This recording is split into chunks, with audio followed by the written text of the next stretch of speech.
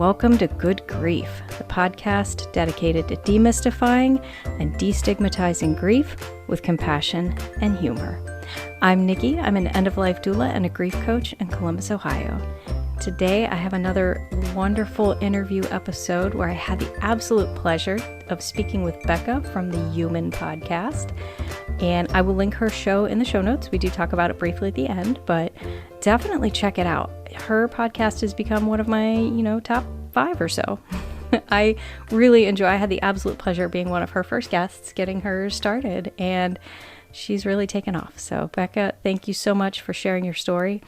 I won't blah blah too much here so we can get into it, but this was a wonderful conversation. They all are. Like I can't I can't say one's better than another, but this was a wonderful conversation, and we talked a lot about grief, obviously, but we delved a little bit into avoiding grief and why we do that and what that means and what it looks like. And, taking your time. Sometimes it's okay to take your time and work on your grief gradually over time, or even set it aside for a minute.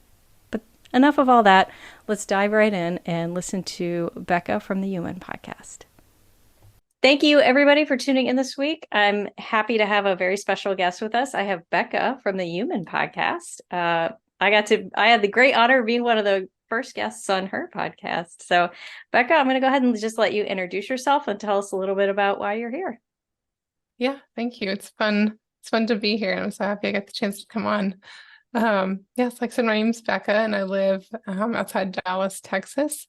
My husband I've been married to for 16 years now. I have 2 little boys, and I'm a software developer by day. And yeah, I'm here, 1, because I like the podcast and I love the idea.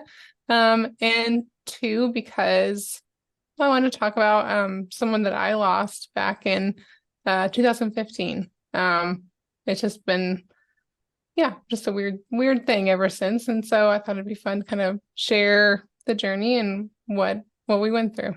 Absolutely. Well, good. That's why we're here. That's why I do what I do. And, I never say I'm glad to hear about your loss because that sounds rude. But, I'm glad that you have a story you're willing to share with us. So tell us a little bit about who you lost. So I lost a friend. I'll call her, go by D. Okay. She's actually the cousin of my husband. Okay. So I met him back in 2005, and very shortly after, I was like a quick thing, very shortly after I was introduced to his family, and he's really close to his family. So I met D, I think just like maybe 6 months after meeting him. And so I've known her as long as I've known my husband, just about. And she and my husband were really close growing up. And so they're like essentially the same person, honestly. Like if we had just 2 genders of the same person, that was them. Aww. So you can imagine, her and I just clicked in the same way that me and my husband did. Honestly, it was like the other type of soulmate, I think, in a way. It was just like, I got both versions. That's awesome. Yeah, it was really, really special. So yeah, that was, the 4 of us, us and her husband, we hung out for a really long time. We went through having babies and all that stuff, and we're there for each other. And then in 2015, it's actually July 4th was the last time I saw her, and we're recording this. Poor timing. I'm so sorry. No, I actually forgot about it, which is funny because I forget what the day, and then I was looking at just putting together notes because I'm so bad with dates, and I was like, oh yeah, that's right. I saw her at a family like barbecue thing. Mm-hmm. It's fine. We always end up talking about her around this time anyway, so It's all on the mind. Yeah. So I saw her at a family barbecue, and then it was 5 days later on July 9th, she passed away. So she was 31, and wow. I guess she had like a heart condition, but she had just recently I think, found out about it, and she wasn't telling a lot of people. Okay.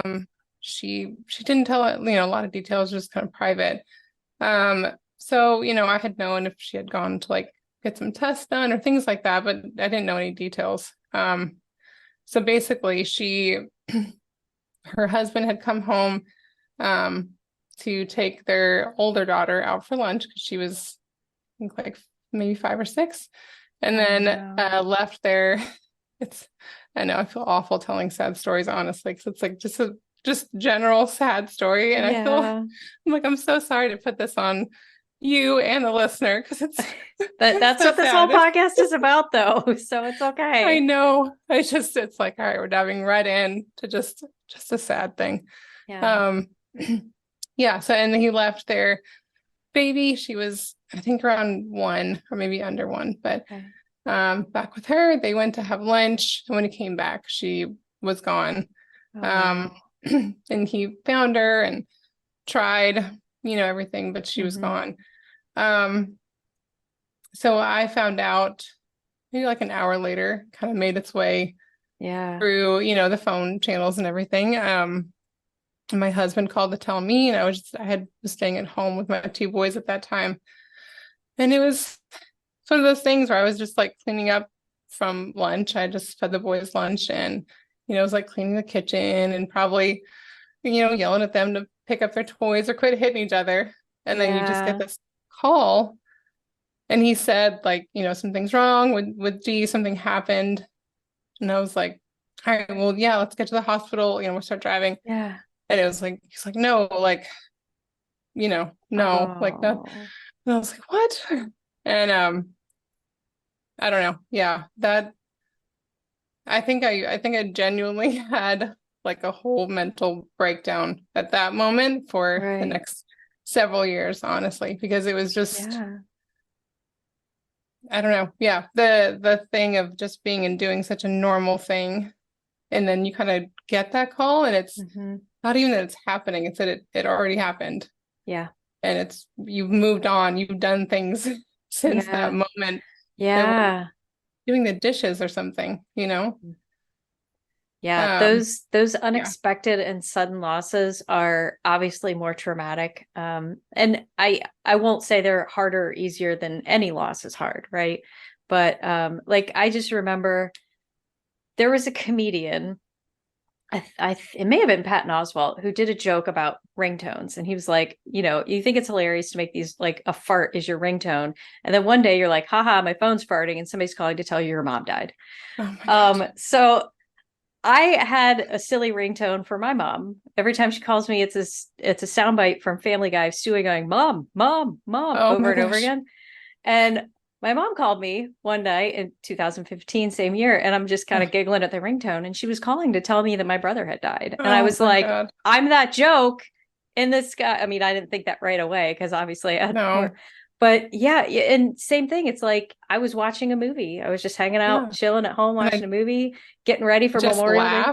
Yeah, I just laughed out loud. Yeah, and then you get this, and then your whole world is flipped upside down, like in a second. Yeah, in an absolute second. And like you were saying, you realize like, how long has this person gone? Is like, were they gone when I was, yelling at my kid to pick up his dishes from dinner? Was he gone when I turned on this movie? Like, yeah. Wow. Oh, you feel like, I mean, you feel like surely I should have felt something, right? Like if this person was so much to me, how did I not like, pause or feel something? Like, how did I just keep going? I don't understand. There should have been something. I should have known. I should have felt something. Yeah, especially if it's somebody you had a connection with, like Dee, or my own brother. Right. Same thing. You think I would have known, although there was something. There was something about when my phone rang, I kind of giggled at the ringtone, but something in the back of my head was like, something's wrong. Wow. It was almost like I knew something wasn't right. And then, obviously the first thing out of my mom's mouth, I was like, oh no, oh no, oh no. Yeah. So yeah, getting those calls is so hard. So how did the next like few days play out? Like I'm sure it was chaotic and scary and sad and I mean, it was just kind of, yeah, like a blur. I mean, um, I think that night I put myself in the bathtub with like just a whole bottle of wine, honestly, and just Oh, sat there. I like yeah. specifically remember that one. Because like I was like, I don't know, I'm not dealing with this properly right now, Mhm. like let's prolong that. Um, it was, it's hard because, he does have a pretty big family at that Mhm. time. We've lost some people since then, unfortunately. Um, but at the time, it was very big and close. And so, it was like I was dealing with it, but at the same time, I knew there was people that were obviously much more like her husband, her sister. Um, but then also like there was no one else that I even knew. I mean, they were basically my circle. So there's no one that wasn't feeling it also. And Sure. so you feel like you're drowning, but you're like looking around at anyone who could possibly help you, and they're also Mm. drowning, and maybe Yeah. they also have other people to take care of. And I know everyone kind of felt like that. So it's just like everyone just kind of felt Oh, lost because, yeah, just so sudden. Um, yeah, I mean, it was just kind of, yeah, I don't know, just like numb. I mean, I didn't yeah. even know, there's just no way to understand that. Like, there's just no way Yeah. to wrap your head around that. Like, I don't understand, Yeah. you know? Especially somebody who, you said she had only recently received this diagnosis or only recently Yeah. found out yeah. And Um, we didn't, no one even knew. I mean, I think maybe like her close, very, close family knew, but she yeah. wasn't telling anyone really. Oh, So it was jeez. just like, what do you mean? I mean, I saw her, you know, 5 days ago, 4 days ago.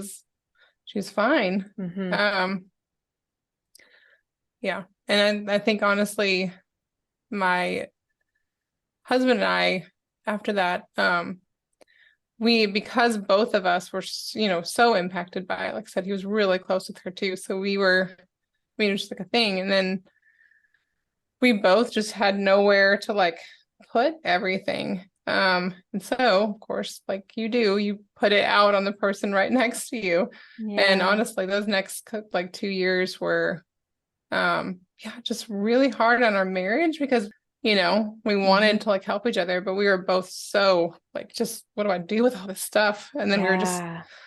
checking on each other because we were there. And Oh, but I mean, it's it's funny now. We laugh about it. After about 2 years, we were like, I think, this just isn't working out.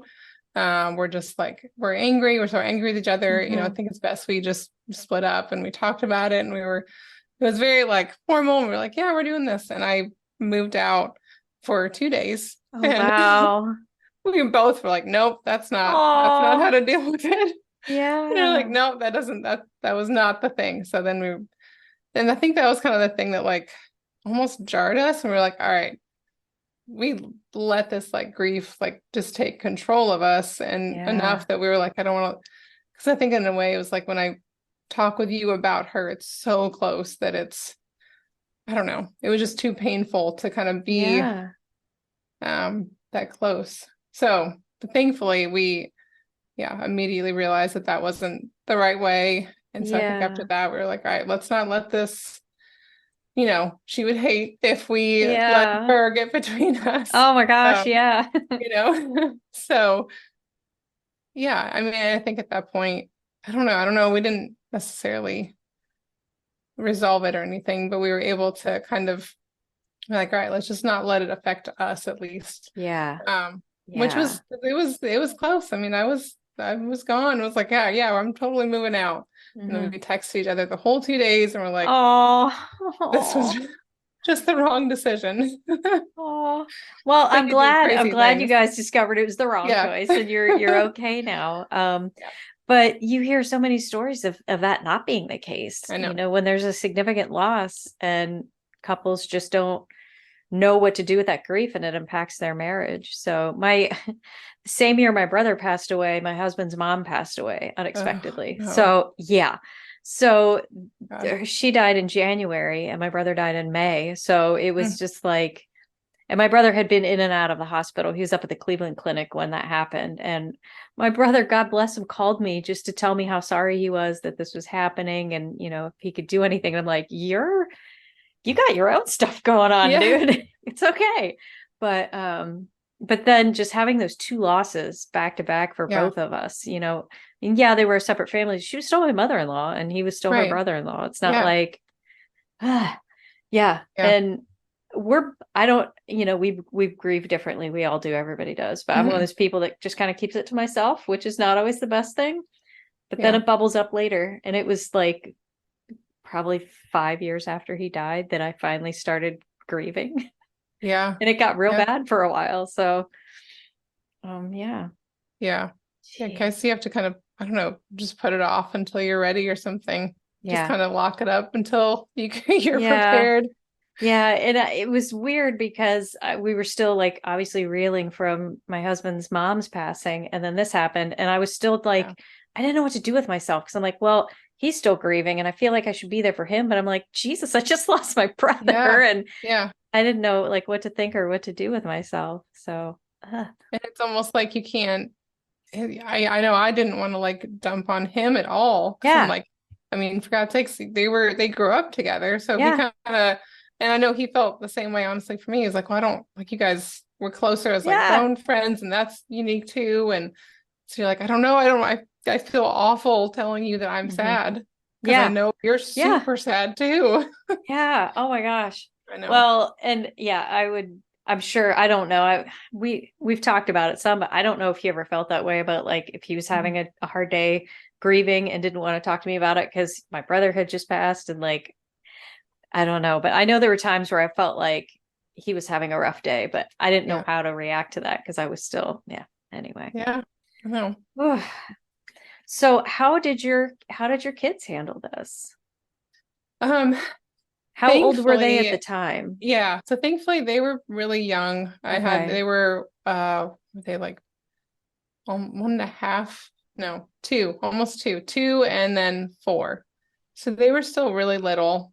Okay. And I mean, we just kind of told them, Okay. kind of what happened, but I don't think they fully understood. It was just like Right. they were super young. So it was like in heaven, that she's in heaven and she went to Yeah. heaven and that kind of thing. Mhm. We've had more serious talks with them since because Right. they've lost other people when they got older. Right. But yeah, it was thankfully, they were still young enough. Okay. And then they had the 2 little girls as well. And I think the older girl would go and stay like with her grandmother, but I watched the little baby for a while, as they were getting things sorted out. Sure. It was just, she looked a lot like her, so that was hard and Oh. crazy. But yeah. Oh, yeah. I bet now that some time has passed, do you still see some of Dee and her kids, like in her daughters? Yes, it's crazy. Her older one even is, as she gets older, turning into like a teenager, she's starting to look so much like her mom. And yeah, it's yeah. I mean, it's nice to see her there, but I'm thinking now, like she would have been turning 40 this year, and I'm like, dang, like, I can't imagine, like, I don't know, like that should have been a year. We should have had a party, a big party, yeah. Yeah. Yeah, we tell my nephew, my husband or my brother's youngest son, he sounds exactly like my brother. Like their voice and their affectation, like just the way he talks, oh my gosh, is identical to my brother. And we keep telling him that. And he remembers his dad, but he was also, how old was he when he died? He was still pretty young. He was 12 maybe, but so he remembers him, but he doesn't remember him the way we do. And it's just like, oh, you sound so much like your dad.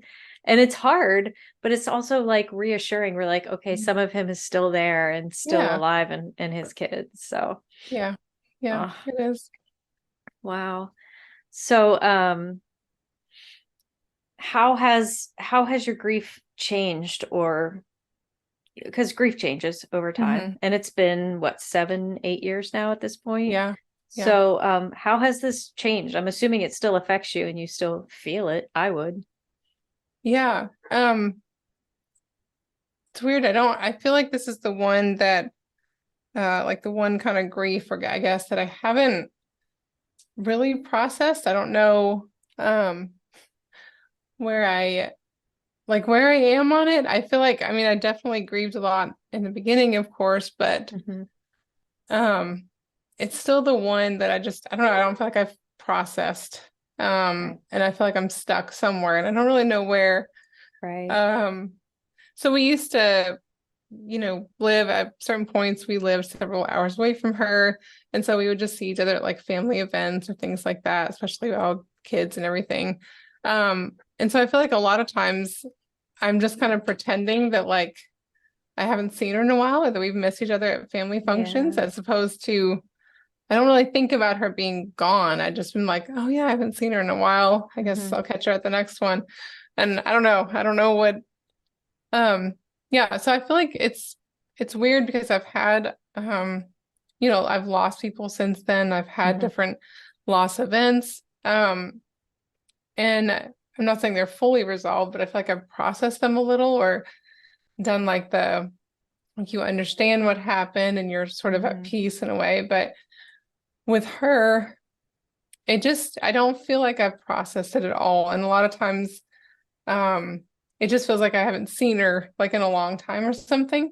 And so I feel like Right. it's easier to think that way than to really think about it. Because even now, if I do talk about her, or when we do, it just, or like look at pictures, it doesn't just feels still feels very raw and like not Sure. even healed though, almost at all. Like, and I'm Sure. surprised because it's the longest one. It's been a while, but Yeah. um I don't know. It's just one of those ones that I just can't Mm-hmm. seem to actually fully process. Mm-hmm. Um, and I don't know. I don't even know if I want to, maybe, you know. Yeah.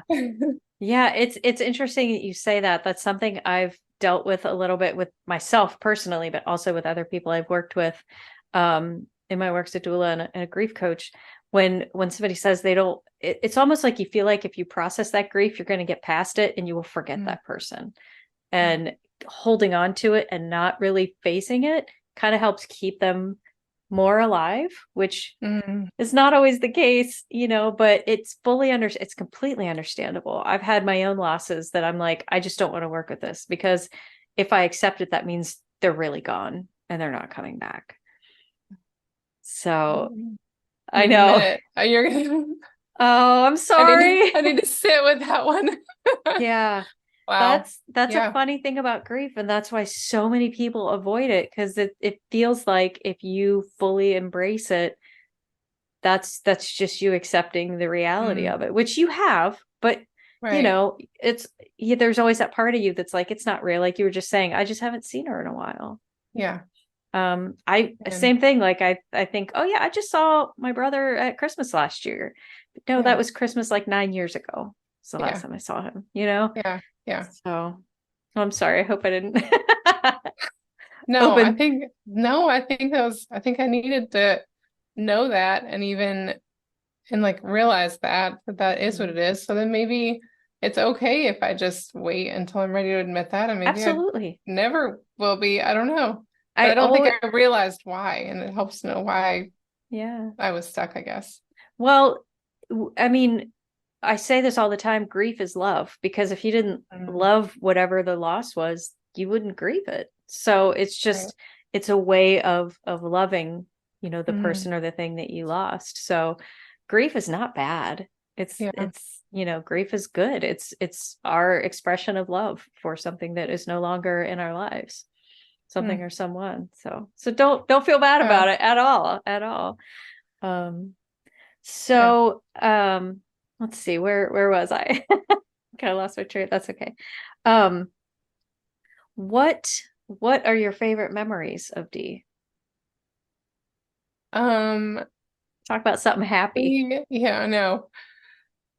Trying to think. We have a lot of memories because we were in our like mid 20s really when we met. So Gotcha, to be gotcha. honest, I don't want to trigger anyone if they have issues, but I'm just saying we essentially partied a lot with her.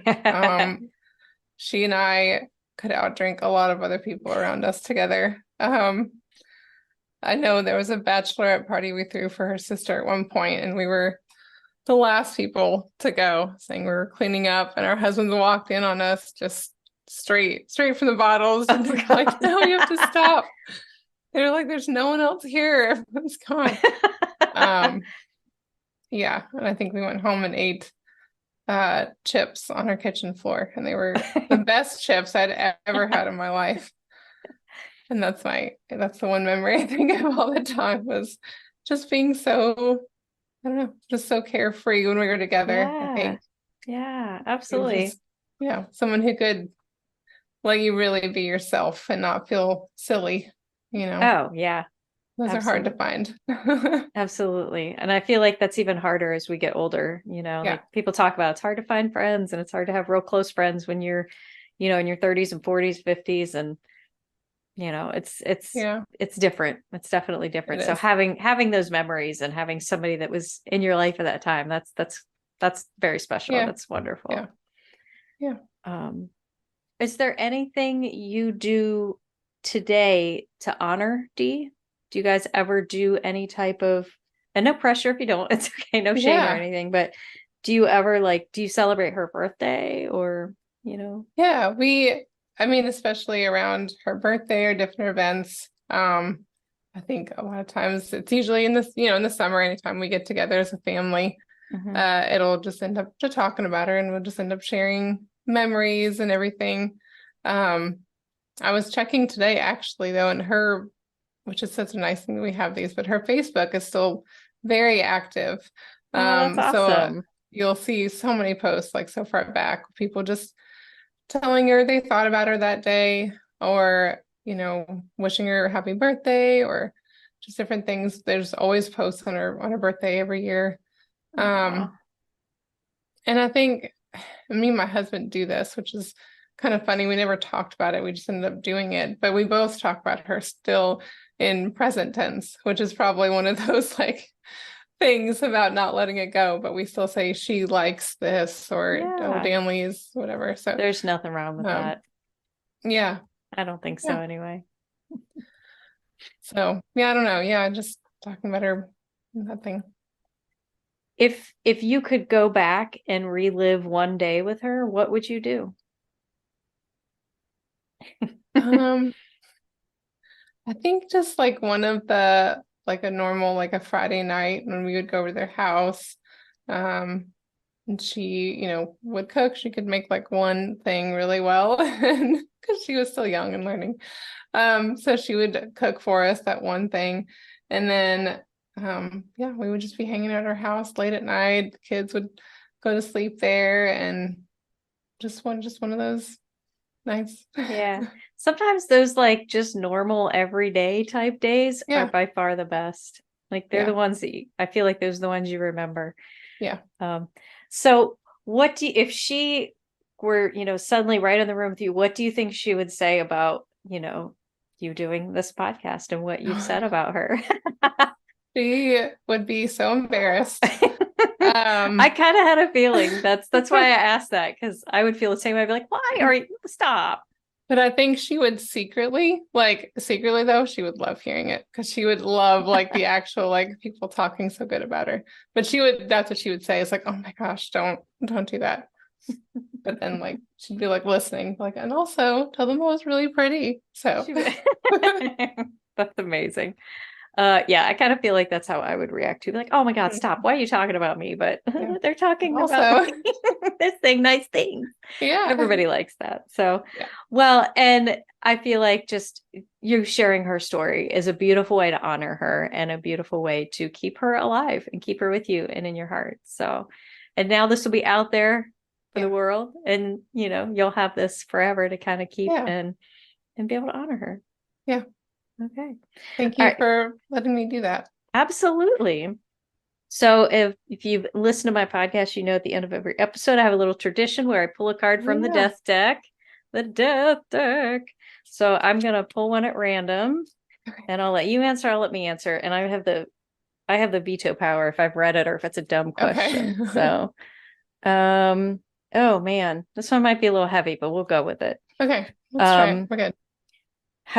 This one will be easy for me to answer, but have you ever been with somebody while they were dying, and how did you feel? Yes, I was in the room with my mother-in-law when she was passing away. Okay. And we actually it's okay, so there's always humor mixed in with stuff, you know this. So Yeah. Yep. it's a bit funny. Um, so we went in the room to say our goodbyes because they were about to just kind of unplug. She had been gone for probably a day or so since then, but they were getting ready. So we went in, we said our goodbyes, and so she had gone unconscious like 24 hours before. Okay. And I think we all just kind of feel like maybe she had gone and then was just there, because when I went in, it didn't feel like she was there to me. Mm-hmm. But then we all went out, and then they called us later and they're like, all right, it's happened. And my sister-in-law had stayed in the room with her, but my husband and his brother had gone out, and they're like, all right, well, do you want to come in and say goodbye? And we're like, I guess. So we all walked in, and the two brothers were in the front and walked in. They walked in and saw her, just immediately said nope and turned around and walked out. And we all just walked out. And he was like, nope, nope, nope, nope. So it was like the most visceral reaction to anything but like a grown person. And he just like 2 steps in the room and just was out. And that, I don't know, those just don't feel like them anymore. Mm-hmm. What you see after they're gone, it's so not. I don't know what that means necessarily. I don't have an established reasoning behind what that means, but seeing someone after, it's just not them. It's absolutely. Obviously like I said, this question's easy for me to answer because this is what I do for a living. I've watched a lot of people dying. But I've met with a lot of family members that do not want to be in the room and don't want to be there. One of my most recent clients, her son specifically said, I don't want to be in the room when it happens. Even it got to the point where we're like, all right, this is it. She's in her last, probably day, maybe 2 or 3 at most. And he was like, I don't want to be here. And that's perfectly respectable. He just said, I want to remember her prior to this. And that's no shame either way. I never tell anybody they have to be in the room. So, awesome. It was more power to you. There's no way I could do that. And I'm so thankful that you can. So that people have that. I will say it's not always easy. Right. It is, Okay. Well, thank you so much for coming on. I'm going to give you the floor now. I would like you to tell everybody about your show and where they can find you. Thank you. So I have a podcast called the Yooman Podcast, Yooman. Just a funny take on human, basically. And I just talk to people, and I ask them some questions about them and who they are, and then we kind of ask them deeper questions about religion and beliefs, things like that. It's really just a fun conversation. You can find me on Spotify under the Yooman Podcast. Awesome. Thank you so much. Thank you, Bekah. I appreciate your time, and I will link her show in the show notes, so please go check it out. I enjoy it. It's one of my top 5 I listen to. So thank you. All right. Thank you so much. Another huge thank you to Bekah for being on my show and sharing her story. Like I said in the intro, please go check out her podcast. It's really great. If you would like to see the video of my conversation with Bekah, there's a brief guest appearance from her dog in the background. If you'd like to check that out, you can join me over on Patreon at patreon.com/Nikki the Death Doula. And also, don't forget to check me out on the socials. I'm Nikki the Death Doula pretty much everywhere. Facebook. I might be getting rid of my Twitter, guys, just so you know, but Threads is a thing now. I'm dabbling, seeing how I feel about it. So I am on Threads. I don't know if I'm going to use it yet, but anyway. But yeah, please, if you believe in what I do, go to patreon.com and help support me. I could really use the support financially for reasons. Anyway, But hey, also a huge thank you to BetterHelp for sponsoring this episode. If you've been listening to my podcast, you know I'm always saying that professional help is A-OK and a great way to work through your grief. And the folks at BetterHelp are there to help you with that. It is the world's largest therapy service, 100% online. And with BetterHelp, you can tap into a network of over 25,000 licensed and experienced therapists who can help you with a wide range of issues. And to get started, you just answer a few simple questions on their website about your needs and preferences, and that way they can match you with the right therapist from their network. Then you can talk to your therapist however works best for you. Chat, text, phone call, video call, whatever, you don't have to wear pants if you don't want to, if you're doing a video, maybe, but you can also message your therapist at any time, schedule live sessions when it's convenient for you. And if for any reason your therapist is not the right fit, you can switch at any time for no additional charge. And with BetterHelp, you'll get the same professionalism and quality you would expect from in-office therapy, but with a therapist that was custom picked just for you. So you don't have to shop around all day, guys. It's great. And they have more scheduling flexibility and definitely a more affordable price. And you can get 10% off your first month at BetterHelp if you go to betterhelp.com/Nikki the Death Doula. That's BetterHelp, HELP.com/Nikki the Death Doula. All right, thank you so much. Again, please don't forget to follow me on wherever you're listening to your podcasts and leave a review, comment, tell me how much you love me. Tell me how much you enjoy your podcast. But the biggest thing you can do for me is to just tell other people about this show. I obviously want to help as many people as I can. I'm doing this podcast not for the money because I'm not making any. I'm doing it to help people. So share this with somebody you think might benefit. All right. Thank you so much for tuning in this week. As always, your grief is yours. Your feelings are valid. And grief doesn't always have to suck.